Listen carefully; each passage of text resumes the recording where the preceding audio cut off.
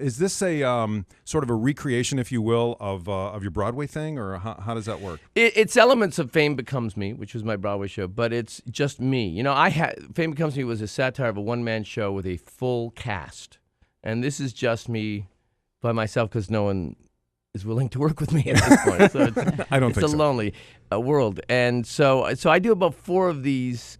Concerts every 2 months or something. That's very nice. Yeah, nice schedule. All the characters, you get all the characters in there. Jiminy Glick is showing up. Be interviewing, I believe. Me. Yours truly. That would be something. That would be something indeed.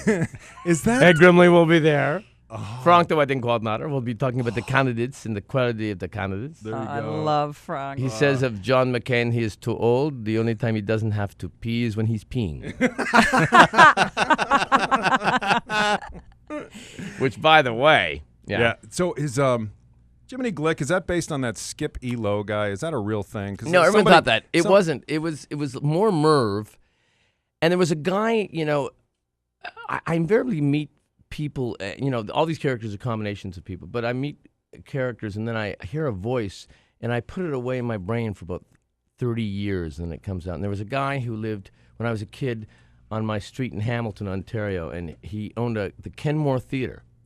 And he would say, if you stay off my lawn to the kids for a year, I'll let you go to the movies for free one afternoon, which is when you think nowadays bad, if you did that, a horrible deal. You'd be calling the cops on the guy. Yeah, exactly. Yeah. And so, but he'd say, "Stay off my lawn for 1 full year," and its voice went high, and it went very low. And I used to think, this is just crazy. I've got to do that on television someday. How long does it take you to get into that makeup and fat suit? Well, for television or my movie, it was 2 hours, 2.5 hours. Mm-hmm. Because you have to go real close. I'm just so fascinated by watching the reaction of all of the celebs that you've interviewed as Jiminy Glick. Everybody from, Jerry Seinfeld, all the way down the line, Dennis Quaid, whoever it might be, and how they try to react to it. Like they're unsure. They truly are unsure how to relate to the character. Well, many of those guys I would know, so they would say, "Okay, now what do I do? What do I do? How do I?" Like Mel Brooks would say, I'd say, "Just go with it like you're being interviewed by a moron." Yeah. All right, I've had that happen. That surprises me with Mel Brooks. I said to Mel, "What's your big beef with the Nazis?" And